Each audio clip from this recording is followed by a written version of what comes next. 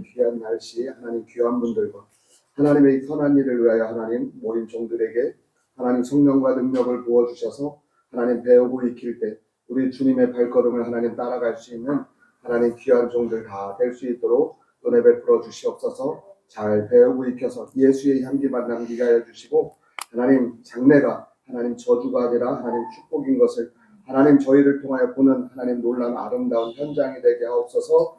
하나님 가르치는 우리 정말 원장님에게 지혜 명철과 총명을 더하여 주셔서 하나님의 귀한 하나님 아버지 의의 도구로 하나님 의롭게 사용하여 주시옵소서. 시작합니다. 마치는 시간까지 하나님 주시는 그 평안으로 기쁨 가운데 하나님 잘 배우고 가르치고 익히는 하나님 아름다운 시간 되게 하옵소서. 감사합니다. 예수 그리스도의 이름으로 축복하고 기도합니다. 아멘. 예, 찬송 하나 듣고 시작하겠습니다. 처음 지금 예수 수업 맡은 얼마 안 남았다. 내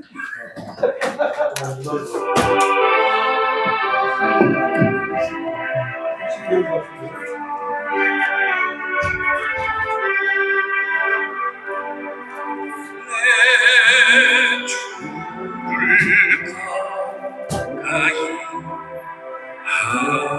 하게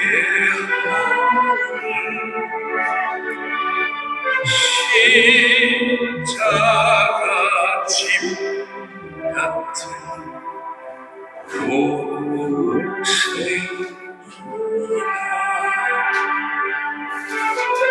내 인생 소원은 늘 찬송하면서 주께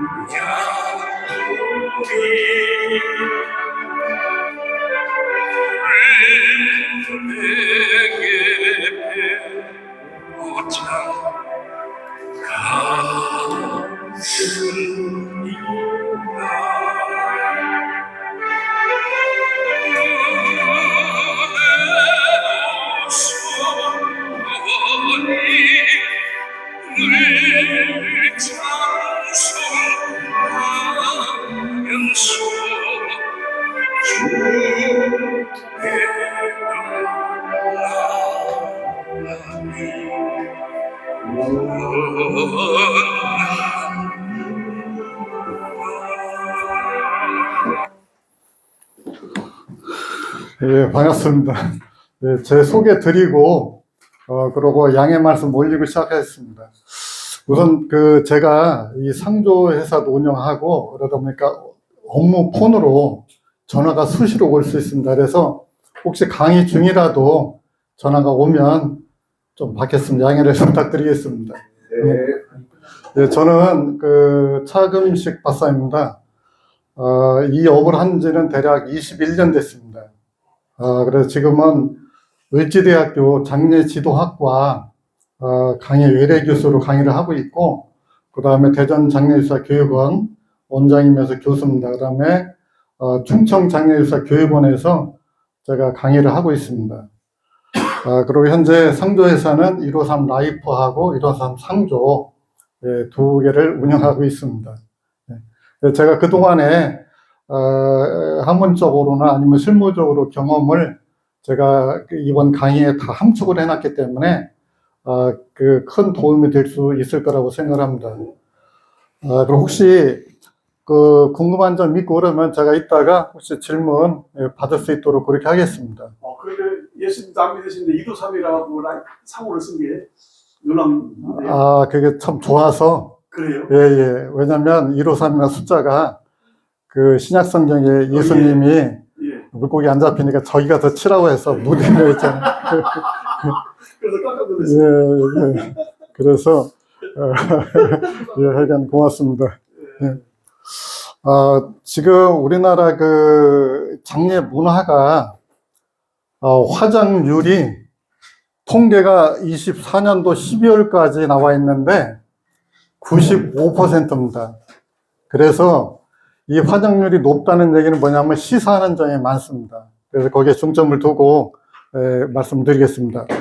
24년도에 사망자가 35만 8천 명이었습니다. 그리고 출생아는 23만 명. 자, 이렇게 보시면 화장률이 어때요? 지금 22년도가 92%였는데 작년까지 95%가 되어 있습니다. 그러면 이 통계청에서 장래 인구 추계를 이렇게 도표로 만들었는데 앞으로 절정에 이르는 2060년이 74만 명, 그 다음에 70만 명 이렇게 되어 있는데 이게 아무리 떨어져도 현재처럼 현재 34만 명 정도 됩니다. 사망자가. 이렇게 떨어지지는 않겠죠. 그래서 이 우리나라 다른 산업들은 다 과부하 상태인데 이 장례 분야는 성장 산업으로 분류가 할 수가 있겠습니다. 이 도표가 경제 성장률이 아닙니다. 사망자가 이렇게 그래서 모사님들이 이 자립 선교에도 큰 도움이 될 거라고 그렇게 생각을 합니다. 자, 이거는 제가 우리나라 54년도부터 경제 성장률 도표를 이렇게 올려드렸는데 현재 우리나라가 경제 성장률이 이렇게 되어 있습니다. 여기가 기준점이라고 그러면 저성장기에 들어서서 다른 그런 모든 산업은 과부하 상태입니다. 자, 여기 보시면 이제 다음 설명드리기 전에 이 자격증 취득 관련해서 좀 설명을 드리겠습니다. 이 국가 자격증은 어떤 분들이 이렇게 묻습니다. 이 자격증이 대전시장 명의로 받는데 서울에서도 사용 가능하냐고. 전국이 똑같습니다. 이 자격증은 장례사 교육원에서 수료하신 분이나 아니면 대학의 장례지도과 학과를 졸업한 학생들이랑 똑같습니다.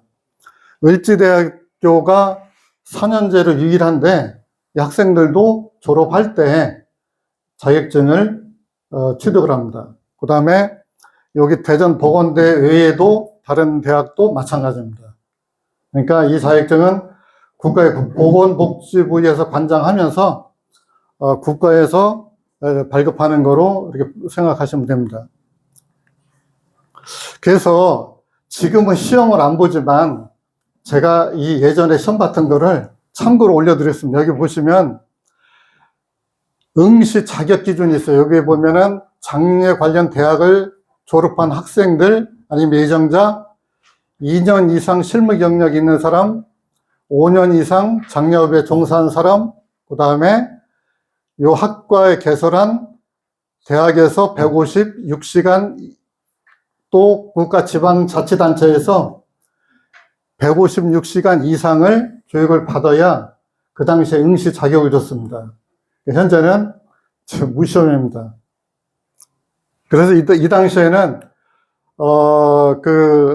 여기 보면은 이게 2006년도에 했는데 대학에서 주관해서 시험을 보고 자격증을 발급했습니다. 그 당시에는 이론 4과목, 실기, 그 다음에 구술시험까지 이렇게 봤습니다. 참고로 하시면 되고요.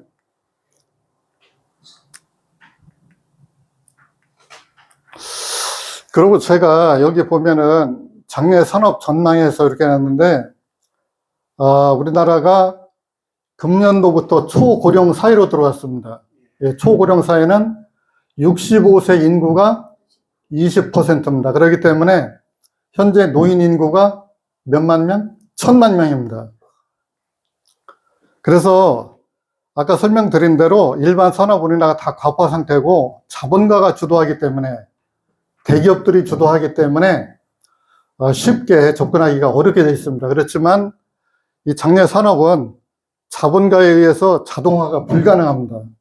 이 자동화가 됐다라면 벌써 대기업들이 다 했겠죠.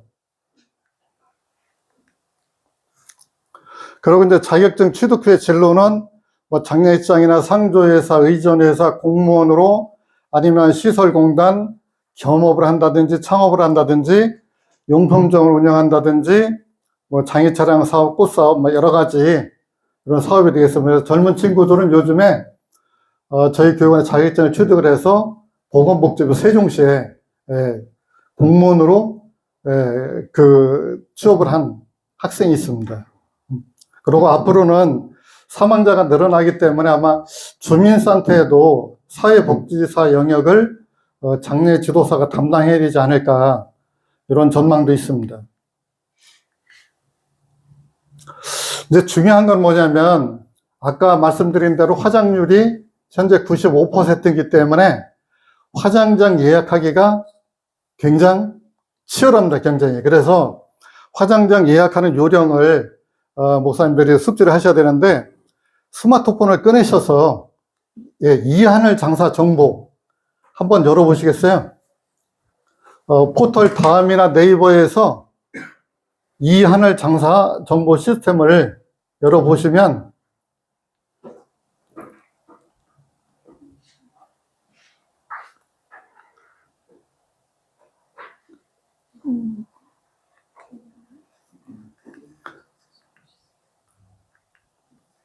거기 보시면 다 열으셨죠? 학생 열었죠? 네, 여기 보시면 이하늘 장사 정보 여기 보면은 화장 예약 예, 그러면 거기에 여기 보면 어떻게 해서 개정육을 일반 시신 그렇게 나오죠. 일반 시신 가운데를 한번 눌러보세요. 일반 시신 예, 거기서 대전광역시 일반 시신에서 대전광역시 보시면 예, 여기 보시면 대전에는 화장장이 한 개예요. 여기 어떻게 되어 있어요? 대전시 정수원. 예, 정수원. 거기 보시면 그 왼쪽에 보면 1회차, 2회차, 3회차 이렇게 나오죠. 그렇게 나오죠? 그럼 1회차는 몇 시부터 되어 있어요?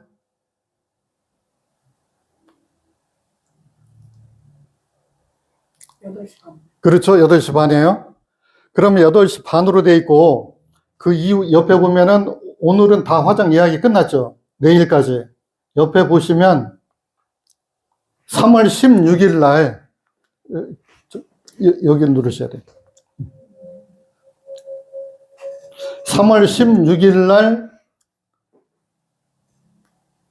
화로가 어떻게 되어 있어요? 3월 16일 날 보면 화로 숫자가 나오죠, 옆에.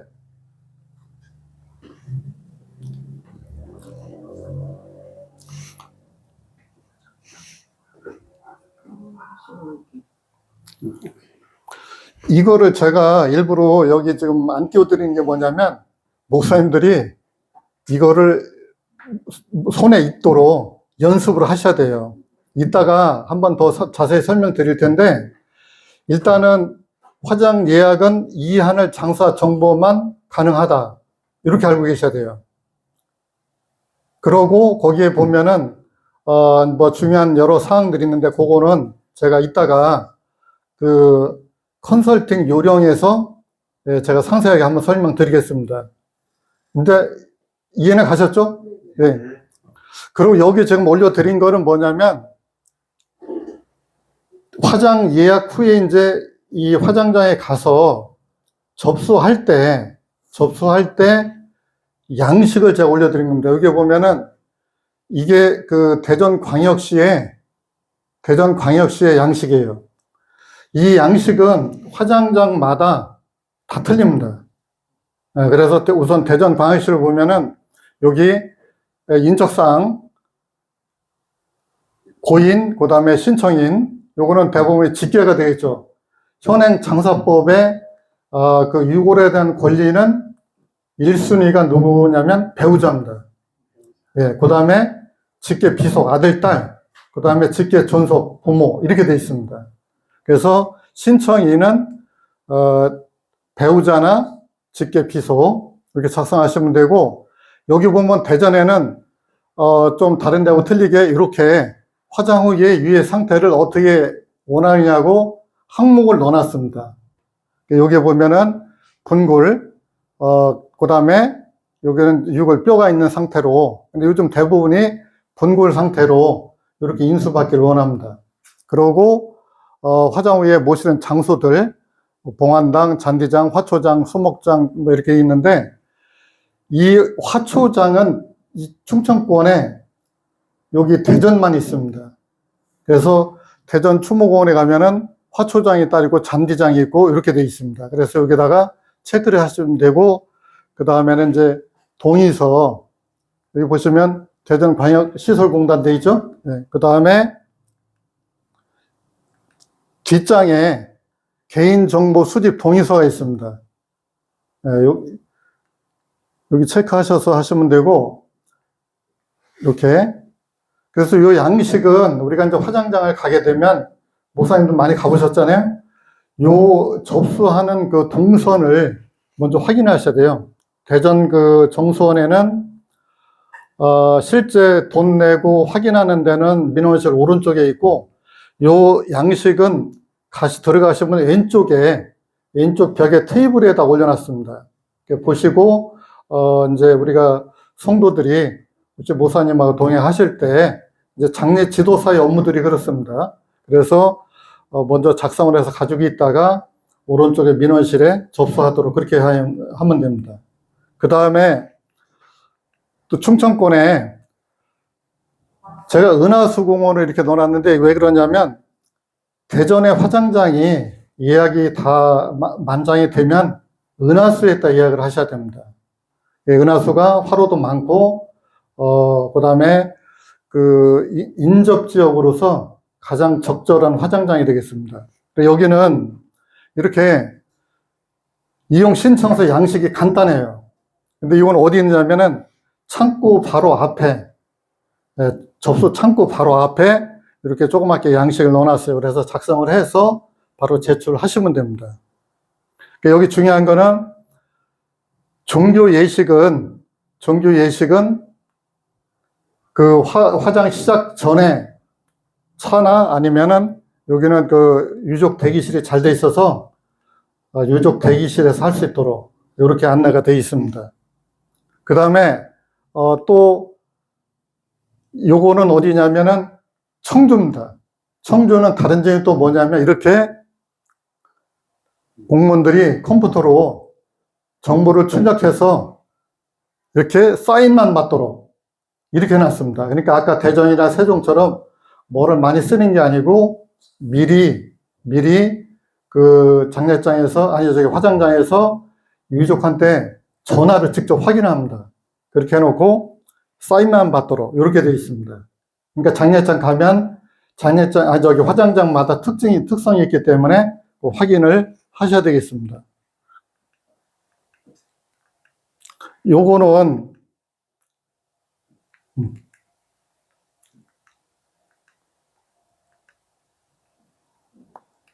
죄송합니다. 이거는 이제 공주 나래원인데 공주는 또 양식이 이렇게 되어 있습니다. 그래서 여기는 또 뭐라고 되어 있냐면 관무게 포함해서 140kg, 규격 210cm 넘어가면 안 된다고 되어 있습니다. 그래서 실무상 다른 데는 이런 표기가 없지만 실무상 예를 들어 체격이 커서 관이 왕특관이라든가 체격이 큰 분들은 미리 화장장에 어떻게 돼요? 전화를 해서 알려드려야 됩니다. 그래서 화로를 준비할 수 있도록. 왜냐하면 체격이 큰 분들은 화로가 따로 이렇게 정해놓은 게 있습니다.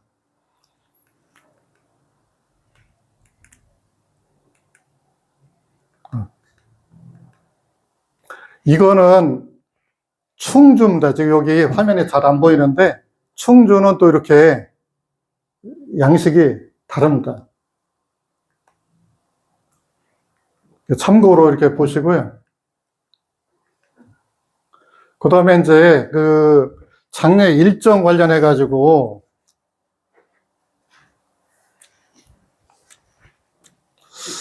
이제 그 실무상으로 보통 3일장으로 많이 하시잖아요. 그래서 3일장에 그 서비스 기준에 대해서 날짜별로 설명드리면, 일단은,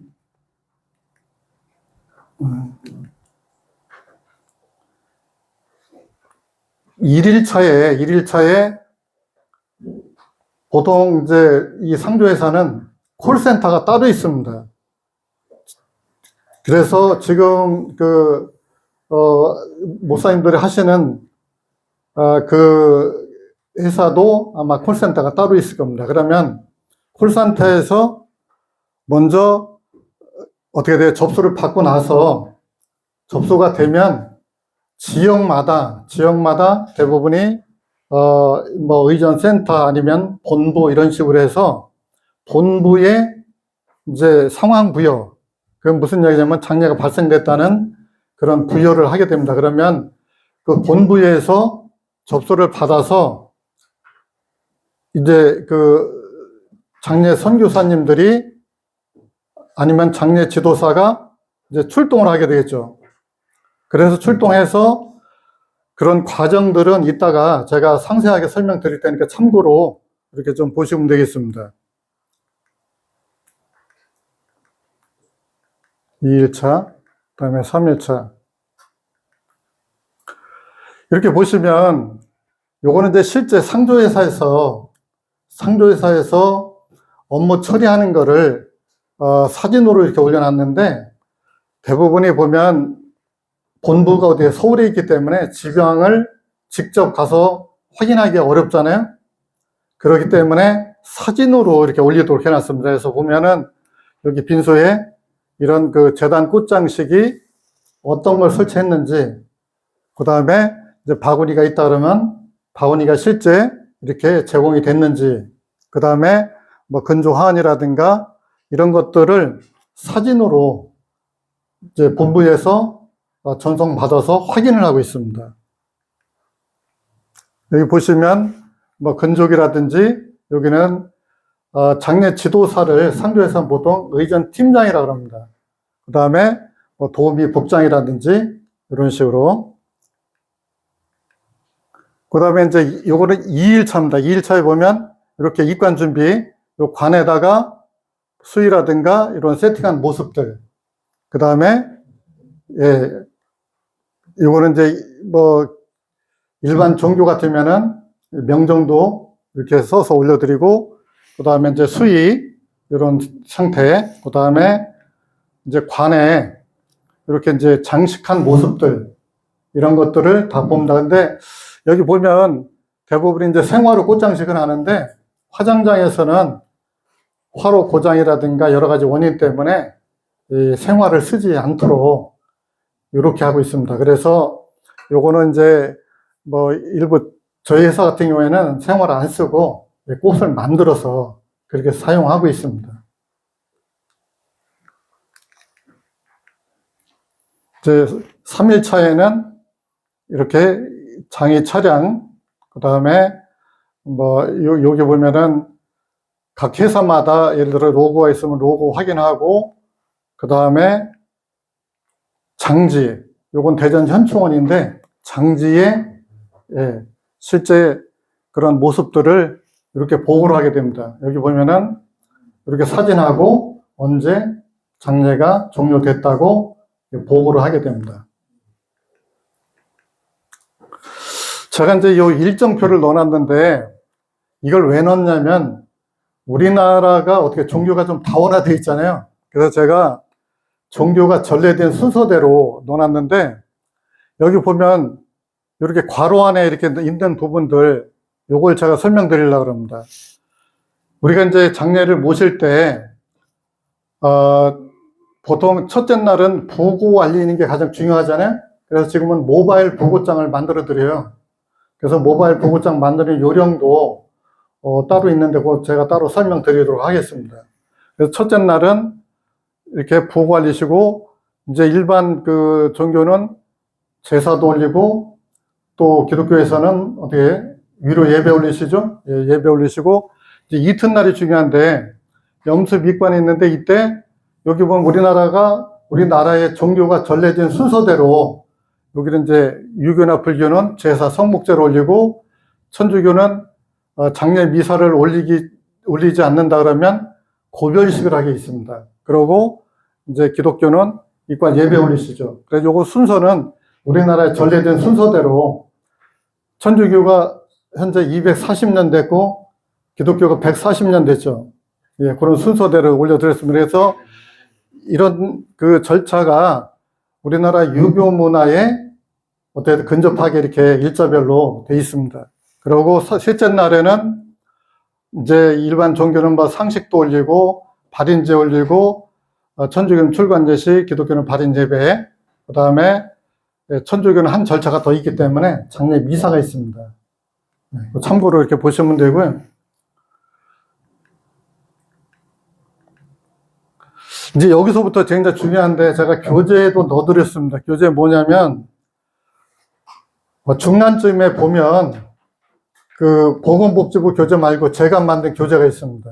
중간쯤에 보면 사망 진단서가 있는데 이제 장례 지도사가 유족을 만나면 제일 먼저 뭐를 확인해요? 이 사망 진단서를 확인하셔야 됩니다. 이 사망 진단서가 왜 중요하냐면 화장장 그 예약하는, 그러니까 고인의 주소지에 따라서 화장장 예약하는 권한도, 그러니까 이 대전 시민인지 아니면 인접지역인지 외지인에 따라서 예약하는 권한도 다르고 가격도 다릅니다. 그래서 대전 시민은 정수원에 얼마예요? 9만 원입니다.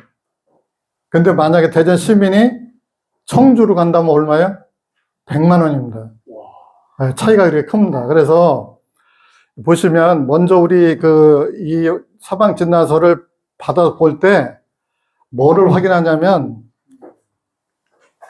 여기 보시면 12번 항목에 제가 당구장 표시를 해놨습니다. 여기 먼저 이 항목을 보셔야 돼요. 여기 보시면 어떻게 되어 있어요? 병사, 외인사, 기타 및 불상. 우리가 아까 보시면 화장장마다 양식이 틀리지만 이 사망 진단서는 어때요? 다 표준화돼요. 똑같습니다. 그래서 장례 지도사는 제일 먼저 이거를 봐야 됩니다. 왜 보냐면 병사인 경우에는 장례 치르는데 아무런 문제가 없습니다. 그렇겠죠? 근데 외인사나 기타 및 불상, 외인사는 뭐냐면 예를 들어 교통사고라든가 중독이나 추락이라든가 익사라든가 화재 뭐 이런 어쨌든 사망 원인을 아는 부분인데 병으로 돌아가시지 않은 분들, 기타 및 불상은 아예 모르는 분들입니다. 이때는 어떻게 하냐면 기타 및 불상이나 외인사일 때는 어떻게 해요? 경찰서에 먼저 신고를 해야 됩니다. 제일 먼저 경찰서에. 왜 그러냐면 범죄 혐의가 있을 수도 있기 때문에 이때는 신고를 함으로 해가지고 수사기관에서 그런 그 사망의 원인을 어떻게 돼요? 법적으로 규명하게 돼 있어요. 그래서 이때는 신고가 되고 경찰이 출동하면 그때부터는 국가가 어떻게 고인을, 시신을 압류를 한 겁니다. 그렇기 때문에 아무도 경찰관이나 검찰청에 그 지위가 없으면 시신을 함부로 뭐 예를 들어서 그 7매를 묶는다든지 어떤 절차를 할 수가 없어요. 그래서 이때 이제 절차는 이따 한번 설명드리겠지만 경찰에 신고하게 되면 제일 먼저 어디 신고를 하냐면 지구대에 하셔야 되는데 지구대 번호 모를 수도 있잖아요. 그러면 어떻게 돼요? 112에 신고를 하셔야 돼요. 그럼 112에 신고하면 경찰관 두 분이 일단은 출동을 해서 간단한 조사를 한 다음에 그 다음에 어떻게 돼요? 경찰청에 보고를 하게 돼요. 우리 TV에서 과학수사라는 조끼 입은 분들 보셨죠? 네, 그분들이 그런 업무를 보시는 분들이에요. 그래서 그런 절차는 이따가 상세하게 제가 설명드리겠습니다.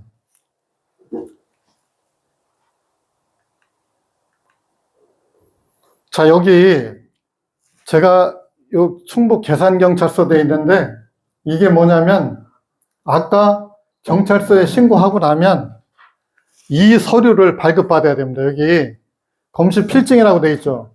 근데 현장에서는 검사 지휘서라는 용어를 씁니다.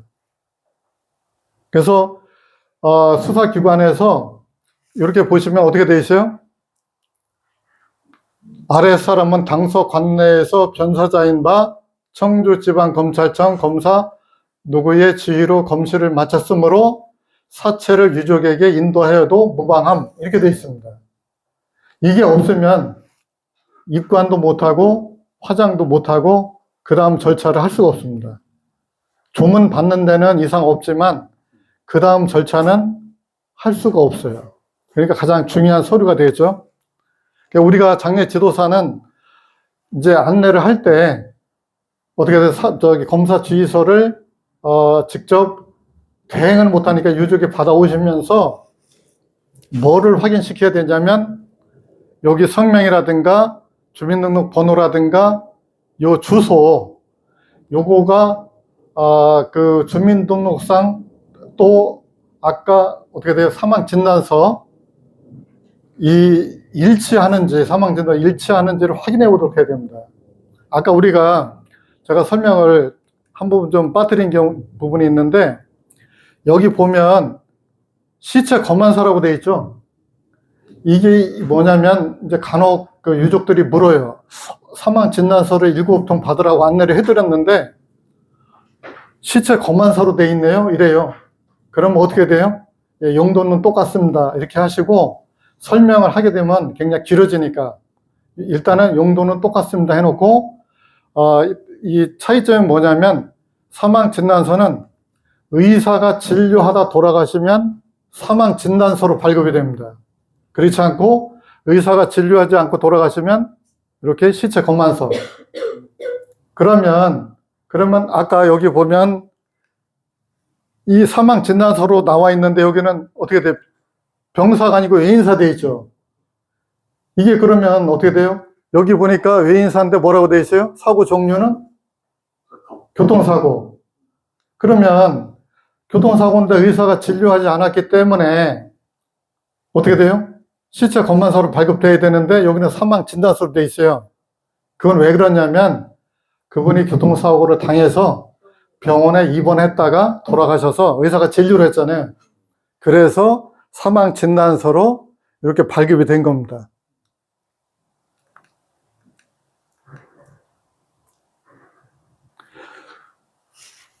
또 여기 보시면 이제 이 양식을 잘 보셔야 되는데 아까 사망 진단서는 다 표준화되어 있기 때문에 똑같은데 이거는 경찰서마다 다릅니다. 자, 여기 이렇게 되어 있고 여기 보면은 이렇게 청주 무슨 경찰서에서 여기는 사체 인도 의뢰사라고 되어 있죠. 네, 이렇게 다릅니다. 여기 보면 다 이 경찰관들이 오도로 다 친 거기 때문에 간혹 이걸 제가 왜 이렇게 표시했냐면 오타 치는 경우가 있어요. 그럼 오타가 나오면 어떻게 돼요? 화장장에서 접수가 안 됩니다. 그래서 장례 지도사는 어떻게 돼요? 이제 목사님들도 장례 선교를 하시니까 반드시 확인이 될 수 있도록 이렇게 됩니다. 그리고 또 한 가지는 이렇게 밑에 보면 경찰관 날인이 있고 어떤 경우는 바코드도 있는데 날인을 빠뜨린 경우도 봤어요. 그럼 왜 그러냐면 아마 업무 인수인계 과정에서 밤에 작성해놓고 퇴근을 하고 다른 분이 인계 받으면서 막 빠뜨린 거 아닌가. 그래서 이 부분을 확인을 반드시 할 수 있도록 이렇게 해주셔야 됩니다. 자, 여기 보면 제가 이 검사 지휘서라고 되어 있는데 이거를 검시 필증이라고도 합니다.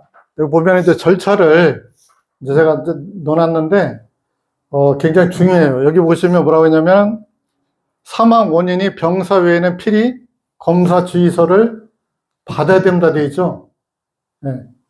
예전에 뭐 지금은 그런 일이 없었지만 예전에 그 교육기관이 생기기 전에 이 장례 지도사들이 이런 개념이 없어서 확인을 안 하고 입관해서 화장장에 왔는데 어떻게 돼요? 이 서류가 없어가지고 화장장에 와서 화장이 안 되고 다시 절차를 밟는 예가 있었어요. 지금은 아마 교육이 잘 돼서 그런 일은 없을 거라고 이렇게 생각됩니다.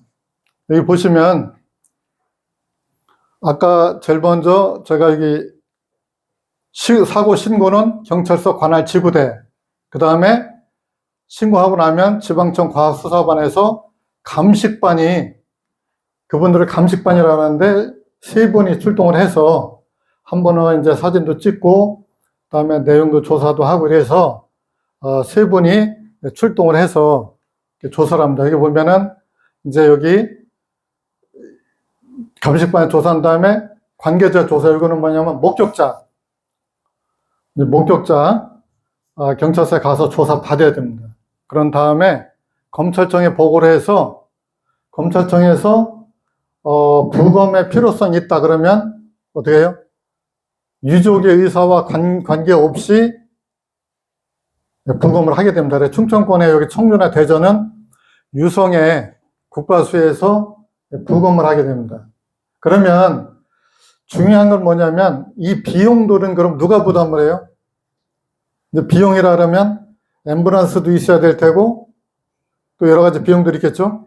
그 비용은 아까 국가가 압류했다고 그랬죠? 압수했다고 그랬죠? 국가가 부담을 하게 됩니다. 그리고 부검할 때 유족은 가지 않아도 돼요. 경찰관이 반드시 탑승해서 부검 끝나고 장례식장까지 인도하는 업무를 경찰관이 맡고 있어요. 그런 다음에 이제 검사 지휘서가 발급이 되고 나서 이 검사 지휘서는 유족한테 발급을 하는데 아까 말씀드린 대로 경찰서에 찾으러 갈 때는 반드시 시체 검안서나 사망 진단서를 가지고 가서 확인을 해야 됩니다. 여기 보시면 확인사항이 있죠. 주민등록 주소지와 사체 검안서 주소지, 검사 지휘서 이게 전부 다 동일하도록 이렇게 해야 됩니다. 그리고 실제 조문 받을 때는 그대로 장례 절차는 진행을 하시면 돼요. 입관이라든가 이제 발인을 못할 뿐이죠. 혹시 뭐 여기까지 질문이 있으실까요? 그러니까 저기 집에서 돌아가실 때는 예. 경찰서에 그 연락을 하고요. 병원에서 돌아가시면 병원에서 알아서 이렇게 다 하는 거죠. 예, 질문 잘해 주셨는데 이제 집에서 돌아가시면 이렇게 생각하셔야 됩니다. 연세가 막 80, 90 되셨는데 돌아가셨어요. 그러면 어떻게 돼요? 보통 지병이 있어서 돌아가셨지 만약에 어떤 사고로 돌아가신 게 아니면 경찰서에 신고하시면 절차가 굉장히 복잡해질 수 있어요. 그래서 이제 저는 이제 실무적으로 어떻게 하냐면 연세가 예를 들어서 뭐 5, 60대 같으면 신고를 해야 되겠죠. 왜냐면 사고에 어떤 위험 요소가 있다고 보고, 근데 연세가 많은 분들은 경찰서에 신고하면 이런 절차가 복잡하기 때문에 먼저 앰뷸런스를 이용해서 다니던 병원에 가서 진료 기록이 다 있습니다. 그럼 다니던 병원에 가면 그 의사가 보고 이분은 지병이 이렇게 있기 때문에 병사로 발급을 해줘도 되겠다 하면 병사로 발급 받으시면 장례 치료인데 별 문제가 없는데 일단 신고를 하면 경찰관이 출동을 해요. 그러면 경찰관이 보고 어떻게 하냐면 의사한테 먼저 가서 의사의 판단을 바로 받아보라고 그래요. 근데 어떤 요즘에는 그 젊은 의사분들은 책임 안 지려고 그냥 기타로 이렇게 끊는 분들이 많아요. 그 병원에 가면 진료기록이 있어서 판단할 수 있는데도 그런 부분이 많이 있어요. 그러면 어떻게 되냐면 유족은 경찰서에 가서 조사를 받아야 되고 또 검시 절차를 거쳐야 돼요. 검시가 뭐냐면 시신을 검사하기 때문에 어떻게 검사를 해요? 우리 자녀가 아버님 옷 다 벗은 모습을 봐야 돼요. 절차에 그렇게 있어요. 그 상태에 사진을 찍고 옷을 다 벗기고 사진을 찍고 사진 7장 뭐 여러 가지 찍겠죠. 충격받아요. 근데 아까 말씀드린 대로 연세가 많은 분은 경찰서에 신고하지 마시고 일단은 먼저 병원에 가서 의사의 판단을 받아보시라 이런 말씀 드리고, 병원은 어디로 가야 돼요? 진료로 받던 병원으로 가셔야 돼요. 거기 가야 진료 기록이 있기 때문에. 다른 병원 가면 의사가 모르잖아요. 그러면 그 진료 기록을 또 받으려고 그러면 굉장히 복잡해지겠죠. 네, 그래서 그런 절차로 하시는 게 좋습니다. 그럼 이제 병원에 입원하셨으면 뭐 의사가 어쨌든 진료를 했기 때문에 이제 체크를 해서 병사로 이렇게 발급되겠죠. 아까처럼 교통사고는 어떻게 돼요? 이미 경찰에 신고되어 있어요. 그래도 신고를 하셔야 돼요. 그래서 검사 주의서를 받아서 장례 절차를 밟도록 이렇게 하시면 됩니다. 어떻게 답변이 잘 됐을까요? 돌아가시면 병원에 못 가잖아요. 가죠, 갈 수 있죠. 갈 수 있어요? 그럼요. 그럼요. 수도권에는 어떻게 하냐면, 이 대전은 뭐 그렇지 않은데, 공의라고 공공의사가 있습니다. 그래서 의사가 출장을 가서 현장에서 판단을 해서 발급을 해줘요. 근데 비용이 비싸죠. 보통 40만 원 정도. 3, 40만 원 이렇게 받습니다. 그러니까, 집에서 돌아가셨는데, 어떻게 돼요? 장례장으로 이송을 해서, 가기 전에 병원에 가셔서 의사한테 어떻게 돼요? 판단을 받아보고 하시면 돼요. 그래서 만약에 의사가, 좀 미심쩍다. 그래서 기타의 불상으로 발급을 하면 신고하면 돼요. 아니, 망자는 집에 있고 보호자가 가면 안 돼요. 안 됩니다. 망자를 데리고 갔다 와야 되는 거예요. 그럼요. 죽은 사람 데리고 갔다 와야 돼요. 그럼요. 그렇게 하셔야죠. 왜냐면 의사가, 의사가 봐야 되기 때문에, 고인하고 같이 병원을 가셔야 돼요. 죽은 사람을 데리고 갔다 온다는 게 그냥 상식적이지 않았어요. 아, 그러셨어요? 아니면 그 장례 예식장 요즘 집에서 안 하잖아요. 예. 그 병원 그 장례 예식장 가면 의사가 내려오기가 그렇지. 수월하지 않을까요? 한 번만 좀 그런 데도 있고, 그러니까 뭐냐면 장례장에 모셔놓고 의사가 그 병원에 의사가 있다면 와서 체크하는 데도 있고, 아니면 응급실에 가서 일단은 그 판단을 받고 장례장으로 가는 경우도 있고, 그렇습니다. 검사님 고인을 119차 그 응급차가 아니라 일반 뭐 승용차나 그렇게 이동하면 안 되는 거죠? 안 됩니다. 그거는 규정이 앰뷸런스로 운구하도록 우리가 119 아시죠? 119는 소방서 산 사람만 모실 수 있어요. 우리가 예를 들어 돌아가셨는데 어떻게 돼요? 소방서에 신고하는 분들이 있어요. 그러면 소방서에서 출동을 해서 보시고 운명하셨으면 어떻게 돼요? 사설구조단 129. 119. 예, 여기 보시면 무슨 응급구조단 EMS 코리아에서 경광등 끼고 다니는데 차 있죠? 사설구조단에서 모시고 갑니다.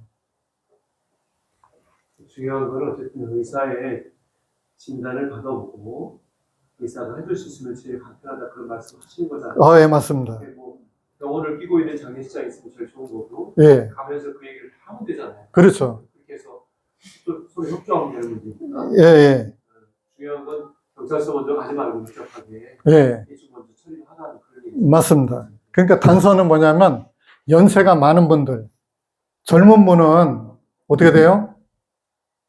혹시 범죄 혐의가 있을 수도 있잖아요. 그렇기 때문에 제가 볼 때 연세가 85세 이상 되시고 그러면 먼저 그 병원에 들러서 검안을 받아보고 병사로 체크되면 장례 치르는데 아무 문제가 없고 의사가 좀 의문스럽다. 그래서 기타 및 불상으로 체크가 되면 경찰에 신고하시면 돼요. 그래서 저희도 실무적으로 일단 유족이 아까 진단서 가져오면 반드시 우리가 확인하잖아요. 확인해서 병사에 체크되지 않았으면 신고를 바로 해야 됩니다. 제가 한번 사례를 말씀드리면 이런 예가 있어요. 예전에 제가 이제 안성에서 수원으로 모시고 와서 장례를 치르겠다고 했는데 안성의 요양병원이었어요.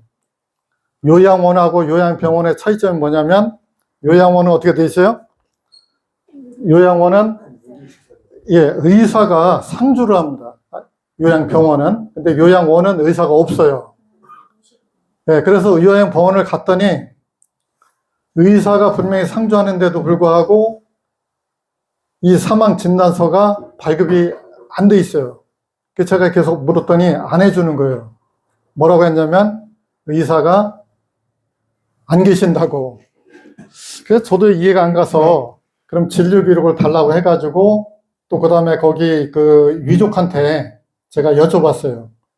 이제 남편이 계셨고 아들이 있었고 배우자가 돌아가셨는데 뭐 그냥 병원에서 그 계시다가 돌아가셨다고. 그래서 운구를 해서 수원으로 갔는데 수원의 성 빈센트 병원으로 갔는데 어떻게 됐냐면 남편이 뭐라고 했는지 남편이 뭐라고 했겠어요.